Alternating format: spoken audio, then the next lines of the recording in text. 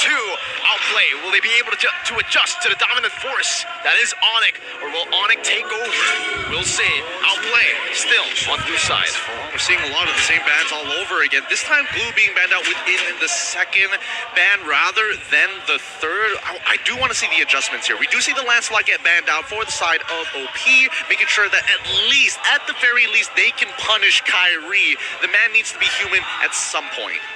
I mean, he is the one, and you never know his limits. As soon as he debuted into the MPL Philippines, everybody saw his potential, but it took years. And who'd have thought it took him being an import to actually shine and get on top of that mountain? It's difficult to hold on to that moniker, the Sky King. Some even saying Kyrie Esports last year, but now, as ONIC, this is a full, good-looking squad where they have multiple avenues to win. And I think all teams have kind of recognized after seeing the world champions Echo play, having those multiple avenues gives you such an edge over everybody else. This is what you can expect from ONIC, right? If they win game number 1, they're not going to stick completely to what made them win game number 1. They're going to be adjusting on the go with their opponents as well. You see a Lancelot ban, they are going to let go of the Fredrin, and they're instead going to ban the Eve. And here, with Fredrin left open, it's instantly picked up by OP. Personally, for me, I think that this could be a potential bait. This is a flex pick, but I'm foreseeing that OP want to be able to get this Beatrix into a carry-specific matchup so that Basic can actually roll over that lane and focus very much on his side of the map. ONIC, for all we know, this is CW. He could get the Claude all over again and say, yeah, I'm not going to fall into the pit trap just yet. Yep, so Mr. Worldwide, Coach Dale, see the adjustment coming from a mile away. But ONIC obliges. There's the Valentina, so they want to have their choices open too. They want to make sure that OP stay honest and they pick up the Arlot, which likely is going to fall in the hands of Boots, but we have seen Kiboy play him in the roam. Hoon's going to be careful now, you know. ONIC, they're really smug about things, and I think if Hoon doesn't pick up a mage, they're going to do the same thing they did to Sans. No. Yeah, they're going to try to choke Hoon out. If Outplay don't pick up a mage here, I have a feeling, I can sense Coach Denver, Coach Sheb, smiling, smug smile. All right. Well, they go ahead and farm up Shark, and there you go. They know. All right. Coach Dale knows Yeb. They're good friends. They've been working in the same leagues for years now, and they give the Farsa over. Farsa and Franco. That's a very fast rotating duo. Okay, I think this is all right. I think that the way that they're leaning towards here, at least they've kind of pivoted in the way that they're looking to approach the draft.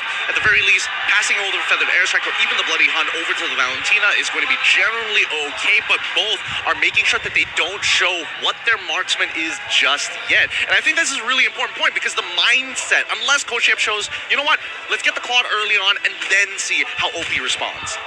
I think the Claude is still a very, very good pick here for ONIC. Then they can go just ban out the carry, a hero that should be paired up with Franco usually. But it's going to be the Beatrix, a bit more range to play with. They know right now with the Valentina and the Arlet, they are lacking in that range department. So they want to get a little bit more some more tools to actually go and siege. Question, Mirko. You think by any chance Keyboy is going to get his hands on the Arlet? Oh, that's still an option they can go for. Up against the Franco, it's going to be really, really good, right? You try to go for the Bloody Hunt and you get instantly Final Slash back. I think it is a possibility, and I think again, they're utilizing this as a flex pick. Exactly, right? Because they can still go, oh, you know what? Yutong. Then I don't have to always waste that Final Slash with a flicker just to cancel out the Feathered Airstrike. Yep. But also, the Fredrin is still a flex pick. So again, I think both teams just want to keep that option open. They still want to answer back. ONIC taking away options from Basic, and OP just making sure that best player one has the best game that he can. If this is going to be a Fredrin, going into whatever Kyrie might get his hands on, I'd say in a retry battle, it's still 50-50. I think it's better than the Martis earlier. But then again, Kyrie can play the Martis here. Oh, it's so good, though. Right. There's just a lot of things in question. ONIC, they make sure that they get rid of the Fanny. I was going to bring that up, but they're just quick to the ball. We pull back to the priority of Outplayed. And again, we're seeing the fact that they've already banned out the Hayabusa. Might as well ban out the Link so at least the Feather Airstrike doesn't get disrupted and you don't have to waste the Bloody Hunt on Kyrie of all people. Even though I would agree. Oh, Almon! Oh, Kyrie, interesting. Kyrie did win with the Balman day one. Yeah, He did. And also, it's a good shout because of the ban of that carry. Because what other tank junglers were you looking to get? This is a very, very good ban. Again, Outplay, right? Something that we weren't thinking about with the Bellman, but I honestly feel like with the Farsa and the Fredrin, they're just going to last pick the jungle. The Ling is still up for grabs. Ling, Martis. Exactly. I think the thing is, do they want to utilize the Arlet pick all the way to the end? That's the big question here, right? Are they going to keep a secret all the way? Exactly. Do they want to do that? Maybe pick up a roamer first. It's fine. It's fine that if Keyboy doesn't get this Arlet, because it's already a very good lane for Boots. He knows exactly how to play this, and even if he gets countered, never mind. They pick up the counter straight up. They know. They know. Good call, Gideon. Arlet going roam. All right. Unless it shouldn't be the case. Yuzong jungle? No, Arlet jungle. Ooh, even Arlo jungle would be quite a fun time here. But for now, I think just great drafting so far coming in from Coach Yep. They kind of reveal what needs to be revealed, and now the question goes over to Coach Dale. How do you respond to this? Because at the end of the day, Hoon is not going to have a fun time, especially with the Black Dragon form chasing him down every single time you see the Feather Airstrike being activated. The Ling pick is coming. I'm sensing it, man, from Onyx. So OP, maybe they want to take it away? It's too risky, though. And that's what's difficult. From game 1 to game 2, there's still an overload of dive. It's still dive city. It's our showtime. Okay, we see the Claude. 8 times pick, 65% win command rate, 75% win rate, and Uranus into the Yutong matchup to try and sandbag him.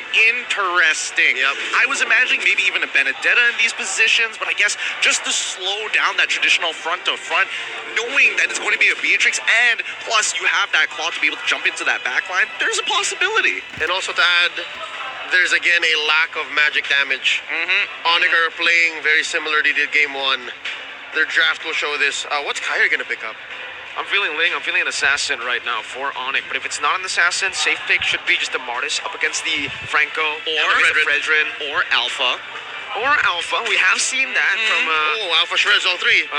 RG Slate Singapore. Let's see. They need magic. I mean, they need magic. There's It's the magic. Amon, 100% win rate. Fireflux Impunity showed what this pick could do. The potential. Omar was back in MPL Indo. In Indo, he's probably smiling. loving it. He loves Amon. He played like 1,000 games on it, I think. Are you serious? 1,000 games? Yeah. Oh, that's way too many games for my liking. But honestly, I was thinking even the Bushin would have been pretty okay, especially if you really Bushin. want to shut down this Farsa, because again, it's not real world manipulation. You don't get a shield to protect yourself.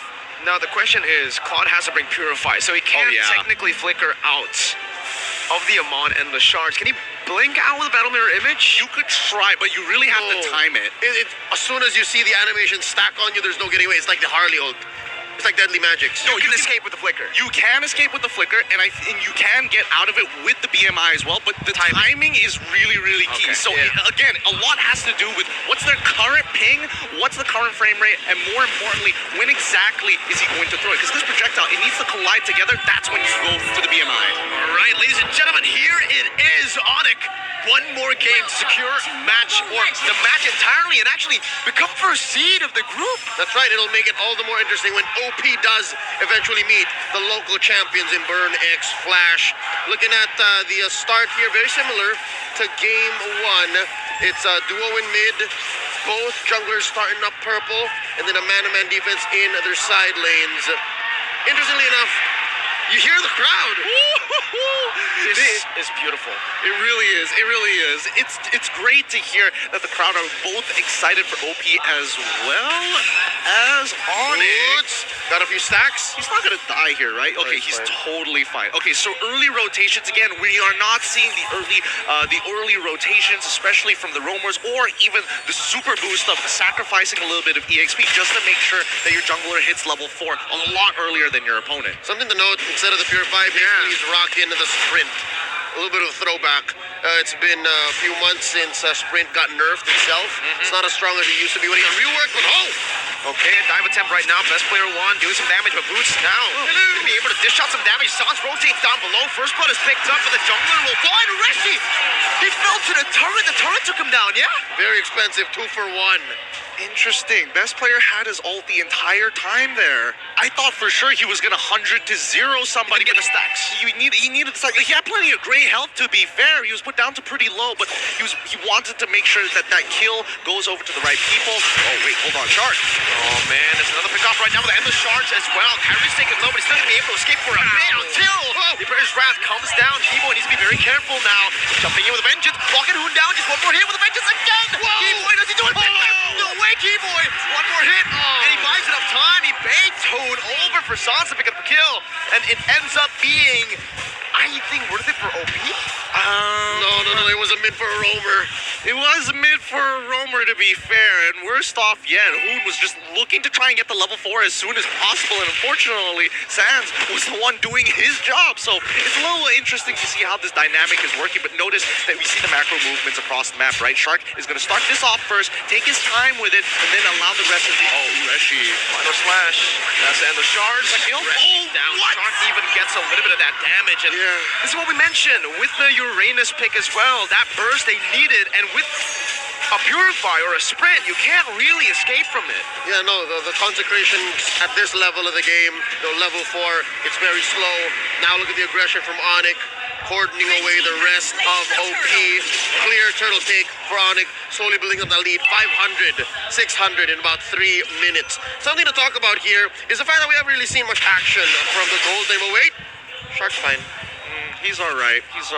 But yeah, speaking of the gold lane, right? Again, this is a reverse matchup. Previously, it was going to be CW on Cloud versus on the Cloud versus Basic on the Beatrix, and I would say that Basic was actually doing a pretty good job in the lane. Now, this is a bit of a switcheroo here. CW now maintaining this lane very, very well. It's going to be a relatively difficult matchup until we get a little bit of that support, and that's when we see the rest of Outplay making their way up to this top side. It's about a minute and a half until we get this second turtle, and we've yet to see a big ticket bite down. We haven't really seen Bloody Hunt doing much, and so far we have to acknowledge the unparalleled genius. Kyrie has achieved 14 legendaries, 1 maniac, and 7 triple kills, and of course 10 first bloods in MPL IDS 11 alone. That's some numbers right there. Well, season 10, he took home 3 trophies as well. So, if you want to keep on stacking. His first season ever. So in the second season, the team just really clopped around him. And you can see even here, the mechanical prowess from Keyboy just showing up, able to just sidestep easily Shark's Iron Hook. And they're controlling this side of the map so easily. They're controlling the neutral objective and even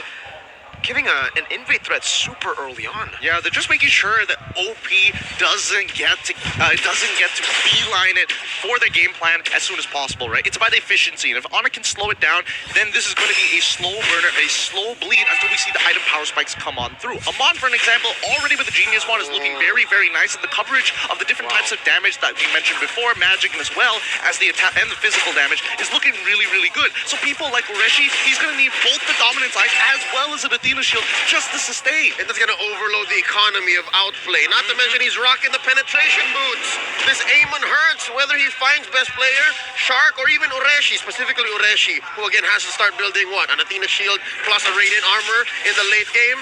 It's so hard to be Outplay right now. Oh no, Bloody Hunt is ready, Basic. Still holding on to that Battle Mirror image. Gonna be gunned down right now. The flicker comes through. It's still gonna be 1 for 1. Gold lane for gold lane. Sans trying to escape right now. Who needs damage? Best player won. They just won the retreat battle, but he gets taken out of the board as well. It's a 2 for 2, but it was a shutdown. Oh, how worth it was it? Marksman, jungler for mid laner. But here's what's unfortunate. They put the money on Shark. They gave the roamer the kills. He got 2K there. So technically, in terms of gold efficiency, ONIC is going to come up on top ever so slightly. But at the end of the day, the itemization is going to be super interesting here, right? Oh, this isn't going to kill, right? Whoa. Yep, not going to kill, but 1.8K is a lot of damage. And I think at a certain point, you have to start considering whether Radiant Armor is probably the better way to go about it, just to kind of cover the situations, plus maybe even a Twilight Armor. All right, silver lining though, but given the double kill that Shark got, he already built himself a good chunk of defensive items, magically speaking, as well as best player. So they're going to try to stop this invasion. It's going to get better for them. It's going to get better. The map coverage, I'd say, much better. I think as of right now, in the state of this game, right, ONIC are going to be leaning on the 2 linchpins, Sans as well as Kyrie. Eventually, the rest of them are going to come back up into this game with their physical damage, but let's see how this fight actually breaks out. All right, people still holding on to that final slash, probably waiting for a few more members to be visible on the map, but both of the teams, they disengage. They know that there's nothing worth fighting for here in the mid lane, and they just transition over to that bottom lane. Basic is really rotated a bit earlier so that he can get better farm, better space to farm, but now you can really see the response. CW took the turret up top and is rotated also down below. Yep, it's too hot up there. Not a good space, not a good place for basically missing that hook by an agent. There's a bite down. Quicker Bloody Hunt. Kyrie's locked down right now, and the damage comes through again. Keyboy with the final slash, a bit too late to save his jungler. And now with this, they should be able to threaten this turtle or this turret take, and it should just go down for free. That's a shutdown kill as well. Kyrie was sitting at 3-1 there. 3-1, so yes. that stops the streak and gives a good amount of gold over to OP. Given what? 300 gold now. This is the first time in this series that OP are calling the shots. Yes, and that's great because this was an amazing call coming in from Outplay, right? They sent their 3 members downside because in the previous game we saw this happen again on that second turtle. The fact that ONIC was looking to try and punish Basic. Nice try, Grand Theft Turtle there, but Keyboy didn't have the right amount of damage. Again, this is a roamer Arlott, but look at this. Purple. Oh, best player. Nope, not got it. Close call. Attempted though. Still not on Kyrie though, so I think it's still a win for Outplay. They are Displaced hitting it. Kyrie. Yeah, displaced it, and best player 1 has a level lead now on Kyrie. ONIC, they've lost their goal lead completely in the early game, and this is where Outplay can literally use the mid-game power spike. Just mentioned, they utilize it instantly. Keyboy gets picked off, and Outplay are on the board.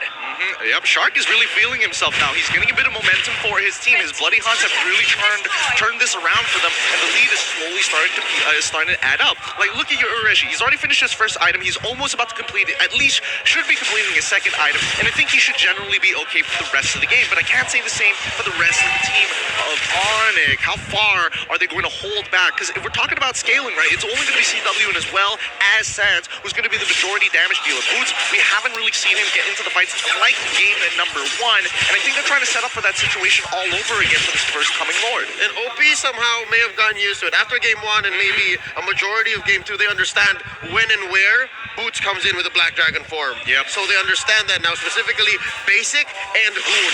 Looking at the items here, it's best player 1 versus the 1. Very low. That's a fight. Oh! Close call, close call. Loving the Radiant Armor.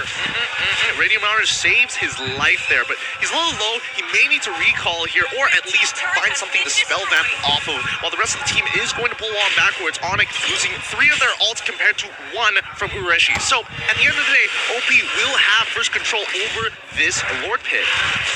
Very, very solid. Also, Basic just getting a tier 2 turret down below, using the chaos that his best player was able to kind of force out from ONIC, and now they are in complete control. That's right. Lord spawning, 2,000 gold lead. Peter has been doing work. The half of the map, lower half of the map, all belongs to OP. A majority of them to the name of Basically. Yeah, look at this. They're doing it again. ONIC, they're trying to make this. They're trying to make the same play like they did before. And the fact that they revealed themselves on the top side, it means that OP is going to just hard rush this Lord. And now we see ONIC. They're starting to scramble down, hoping to find an opportunity. Oh, the Outplay Blitz. They're gonna get it. Clean. They're giving it over. There's not much ONIC could do there, right? I mean, they are 2,000 gold behind, and with this mid-game power spike, they need to really understand that if they lose out a team fight, on top of that lose out the Lord, it's going to be too much for them to handle. So they choose to try to go for a trade, but even that doesn't work. They don't get anything off of that top lane push.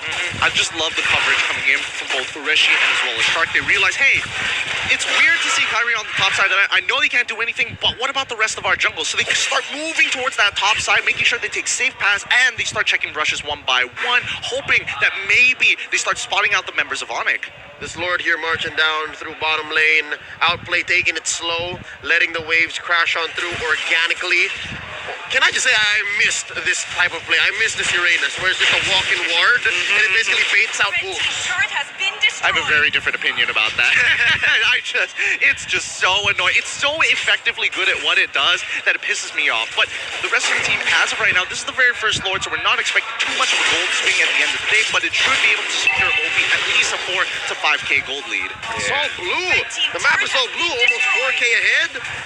OP are knocking down on ONIC stores. Only the base turret now left for ONIC.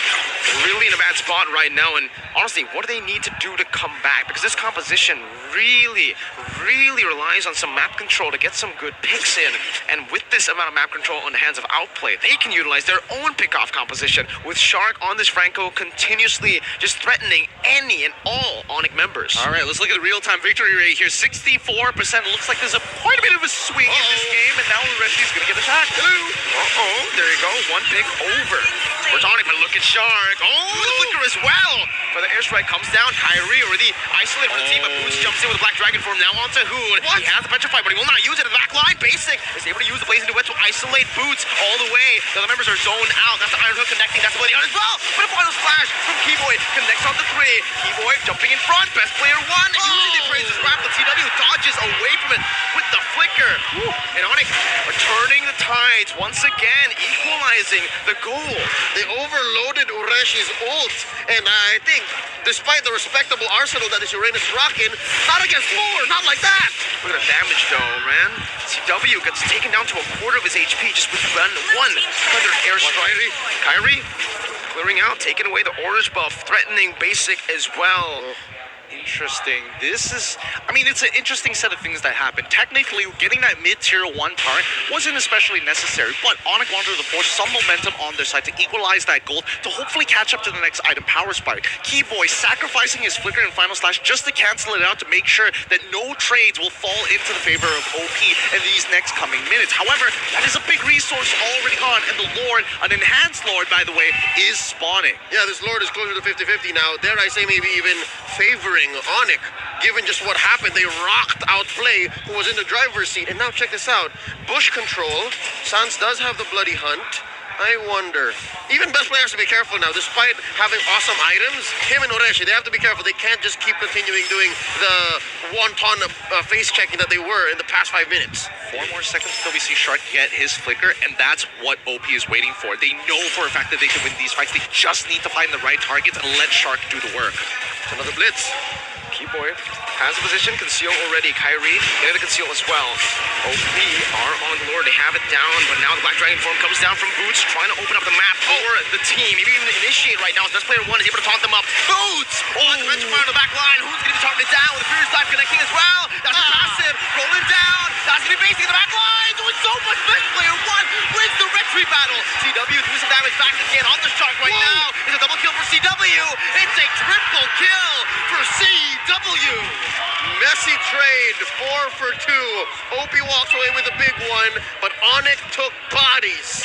Keyboy, he played that perfectly. He absolutely baited like a champion. He's walking in. He's hoping to cancel the feathered airstrike. Calls attention to himself. The next thing you know, Boots cancels out an off-tempo play for him. Jumps in with the Furious Dive to get the petrify to cancel out Hoon straight away. Let's look at it one more time because it was so good. Once that feathered airstrike is gone, CW can now participate in this fight. Basic tries his best to take him on the 1v1, but Sans instantly on him, decides to take the Bloody Hunt instead of anything else. Well, you're talking about the setup, and I'm looking at the payoff, that Boots petrify all-in combo, taking down Hoon as he was flying away. But again, I think that his cerebral was also just importantly for best player, who in the mayhem of all of that still took away the Luminous Lord. Wow, man, you gotta give props to best player. I was really surprised. He was 1 HP to Endless Shards was on him as well. The fact that he just went through all that chaos and still won a retreat battle against Kyrie. Hey, this is his debut on the international stage. He's doing pretty good. Yep, he's got a good pair of pants there. Could build up to something else. Maybe some way, somehow, once these Lord dances get more intense, sells the Molten Essence, gets himself an immortality. Yeah, but I think that's going to be a very good option here. And I think, at the end of the day, we are starting to move into the later stages. This is where we're expecting Outplay to start getting very, very strong, basically, and as well as Hoon having enough firepower inside of them. I don't see the Holy Glaive just yet. The Divine Glaive just yet, but it's going to be completed in a little bit, right? No objectives to fight across the map in 70 seconds to get to that point. More than enough time. I foresee Hoon thinking twice. Should I get immortality first or DG? Either will actually propel them towards a winning position. It would. Oh, Shark. Oh, best player. Good instincts, man. Good read on the map. Almost finding Keyboy. Yeah, but look at this. Look at the bush control that ONIC is holding on to. Again, this is the first time we've actually seen ONIC open on the map. This is the first time we've seen them actually rotating and looking for plays, especially after that last win they had in the top lane. It's really interesting to see. From game number 1, we're seeing that Kyrie is jumping in, trying to bait out and as well as buy time for the rest. And now it's the opposite, right? We are looking for Kyrie, again, still trying to bait out, but he's not a Lancelot, so he can't just use iframes to get out of it. So he has a lot less of a window to work with, but Boots and as well as Keyboy are constantly watching him to save his butt when the time time is right. It's a finer Same as line. butts. Yes, it's the same as butts. It's a finer line that Kyrie's walking this time around. So it's a quick shift in play style. Magic Sentry set up, concealed play by ONIC. Let's see what they do with this concealed play. Oh, Boone. Good read on that. Just pops in the wings by wings, gets out safely. Outplay still have a pretty good position to contest for this Lord right now. And the gold lead doesn't really mean much at this moment. 1.6k onto the hands of ONIC right there. Winter Truncheon. Beautiful item for Hoon. Already completed. Now the dive won't be that much of a threat towards Hoon. And he can actually just pop in the Feather Airstrike a bit better. Skill hit rate though, 4 of 33 so far. But There you go. All right. It's much lower than the Tyrant's Revenge earlier. That was a very high hit rate. Well, let's not forget the fact that Shark has been using these iron hooks to clear out these bushes, so it might not necessarily be one of those stats that you can completely trust, but when it matters the most, let's see if he's going to make that difference. Koresh is very far off. ONIC means business. They're all here. okay, Keyboy opening up the map. Final splash onto Hoon. He's trying to bait out that Winter's Truncheon ASAP right now, but best player Boots is won. coming. Best player is still going at it. He wants to go. He wants to commit onto it right now. Was Boots going to be able to jump in with Black Dragon form? Best player won. Leave it opening 50-50. Nope. Beautiful stun. Beautiful stun from Keyboy. Gets Kyrie the free retribution. Oh, Shark! Finds the hook, but he canceled away by the final splash. That was a fight for the airstrike to the back. Basic as well. With blazing duet onto Keyboy and Boots melting him down. It's Outplay who's going to be able to dish out so much damage in the back as well. Kyrie gonna fall, but he buys just some items here in time. Hoon in the back, just dishing so much damage, spacing properly. It's a 2 for 2. ONIC won out on the Lord though, so Outplay, they need to back away and they need to respect this Lord. I mean, we say respect this Lord. Ureshi is going to immediately start proxying. That is a fat wave on that top side. Keyboy, I don't think he should be able to... Wait. Hoon! 1v1 for the airstrike. He's got it. Oh, got the stun. Truncheon, can he do it? Oh, Keyboy's just playing with it, dodging with the skill shot. That's one more in Hoon. It's 1-1v1, but ONIC, they crack the base open. TW's on the base. This could be it. Number 1 in the groups for ONIC.